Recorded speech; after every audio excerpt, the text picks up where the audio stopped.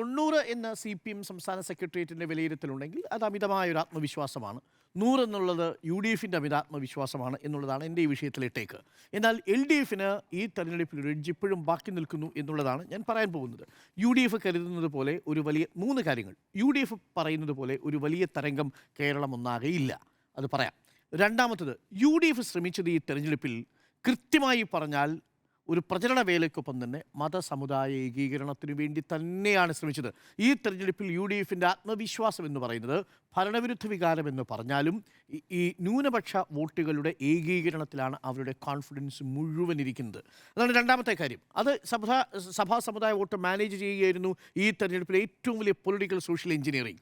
അതിൻ്റെ കോൺഫിഡൻസാണ് അവരിപ്പോൾ പ്രകടിപ്പിച്ചുകൊണ്ടിരിക്കുന്നത്. മൂന്നാമത്തത്, ഈ തെരഞ്ഞെടുപ്പിൽ LDFിന് അനുകൂലമായത് തദ്ദേശ തെരഞ്ഞെടുപ്പിന് ശേഷം LDFിൻ്റെ പ്രചരണ രംഗം സജീവമായതും ഈ ഉമ്മൻചാണ്ടി സർക്കാരുമായിട്ടുള്ള താരതമ്യം വന്നതും UDFിൻ്റെ ആത്മവിശ്വാസത്തെ ആദ്യഘട്ടത്തിൽ ഒന്ന് ഉലച്ചുപോയി. UDF പതറുന്ന ചില ദൃശ്യങ്ങളുണ്ട്. UDFിലെ ചില നേതാക്കൾ എന്നോട് പറഞ്ഞിട്ടുണ്ട്, ഇരുണ്ട കാലം എന്ന വലിയ രീതിയിലുള്ള ക്യാമ്പയിൻ വരുന്ന സമയത്ത് എങ്ങനെ പ്രതിരോധിക്കണമെന്നറിയില്ല. മാത്രമല്ല UDFിൻ്റെ ക്യാമ്പയിനുകൾ ശിഥിലമായി പോയി എന്നുള്ളതാണ്.